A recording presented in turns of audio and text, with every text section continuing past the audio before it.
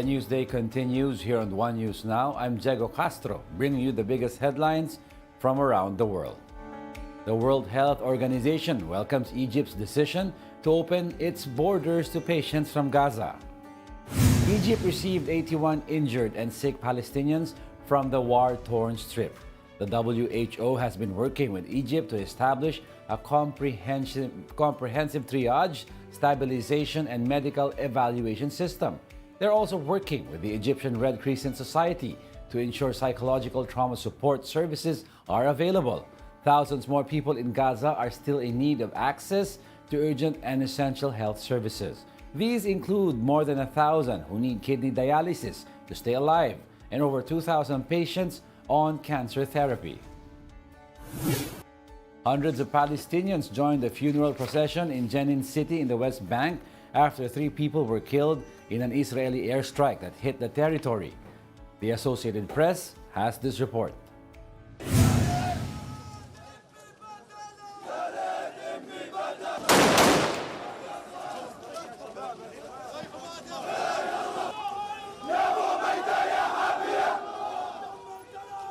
تخريب متعمد، قتل بلا هوادي، وهذا هو حال مدينة جنين.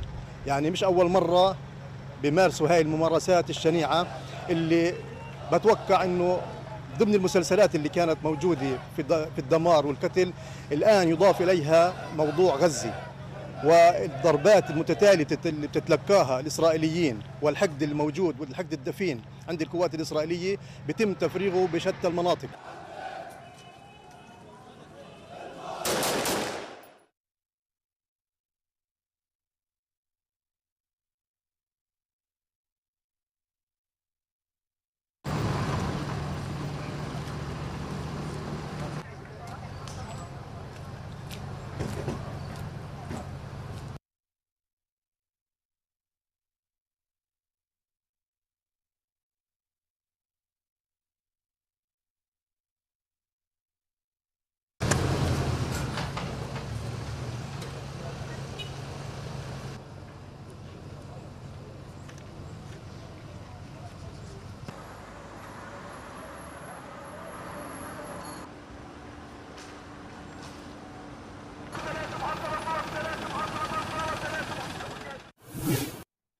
Bolivia's government has broken diplomatic ties with Israel after accusing Tel Aviv of committing crimes against humanity in its attacks on the Gaza Strip. In a presser, the Bolivian Deputy Foreign Minister said this is in condemnation of the aggressive and disproportionate Israeli offensive in Gaza. Bolivia is among the first countries to actively break diplomatic relations with Israel over its war in Gaza. The South American country had previously cut diplomatic ties with Israel in 2009, also in protest of Tel Aviv's actions in Gaza. Their ties were re-established back in 2020. De su posición principista de respeto a la vida ha tomado la determinación de romper relaciones diplomáticas con el Estado de Israel en repudio y condena a la agresiva y desproporcionada ofensiva militar israelí que se realiza en la Franja de Gaza y la amenaza de la paz y la seguridad internacionales. We'll be back with more stories after the break. Keep it here on the One News.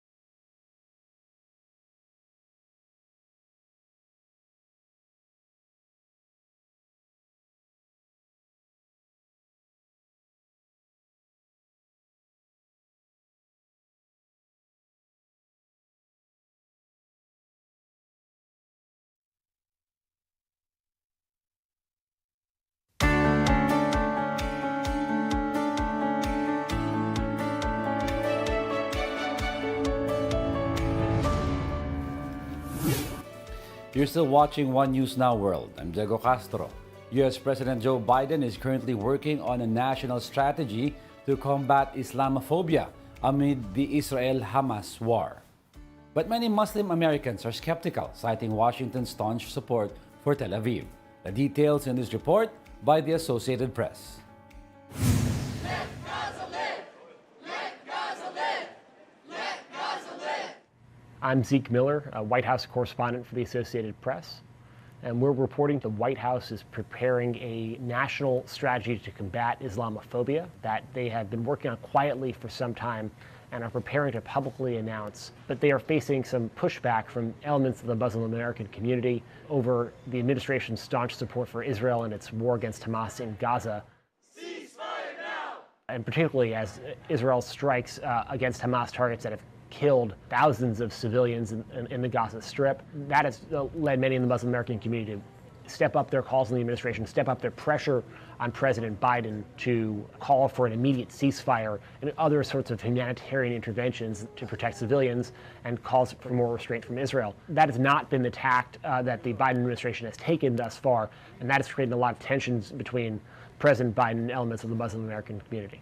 What they say to me is I have no notion that the Palestinians are telling the truth about how many people are killed. I'm sure innocents have been killed. Then his people said that, oh, not 500 people were killed, maybe 100 to 300. So he's always giving cover. How can you give cover at the same time you are saying that I am being sensitive to Islamophobia issues? He is not. He is a man of complete political identity, and that's what he's playing. The timing of this strategy comes as the country has seen a massive uptick in both incidences of anti-Jewish and anti-Muslim rhetoric and attacks, including the tragic murder of a 6-year-old Muslim American boy in Illinois just a couple of weeks ago. That has sort of catalyzed the administration's efforts to try to speed up this national strategy. The Muslim American community has traditionally been a significant component of the Democratic base, particularly in swing states like Michigan. There are some growing concerns within the Democratic Party, not necessarily that they're going to turn around and vote for Republicans, but that Muslim Americans could stay home or throw their weight behind a protest vote that could drain some support from President Biden as he seeks to win re-election. And in races where that are decided by tens of thousands of votes, something like this could potentially make a difference. Usher is taking notes from his first Super Bowl appearance in preparing for his upcoming 13-minute set on NFL's biggest stage. The Grammy winner says he's using his appearance with Black Eyed Peas frontman will.i.am in 2021 as a cheat sheet. Though his appearance lasted less than 2 minutes, he says it is enough to get insights on how to conduct a show with such a limited time. Usher was chosen to headline the halftime performance on February 11, the same day he drops his 9th studio album, Coming Home. Don't take the moments for granted because you only get 13 of them. So make the most of these moments that you have. The hardest part is trying to figure out how to squeeze it all in when you actually have, a large catalog, have a lot of records that people celebrate and that people love. And I'm hoping that the curation of that moment makes people celebrate. Trash collectors in Tokyo are keeping the city clean in style as they sport samurai outfits on duty. Armed with garbage-picking tongs, the samurais roam the streets of Tokyo collecting litter from Halloween festivities. They are part of a volunteer group called Gomihiroi Samurai, which has since attracted a large fan base since forming in 2016. Volunteers say that while Japan is mostly known for its cleanliness, the image is only partly true. That's why they do their part in helping to keep the community clean and free from trash. And those are the top world headlines of the hour. Join us again at 9:45 a.m. as we continue to monitor the day's biggest stories. I'm Diego Castro. We are One News. All sides, all the time.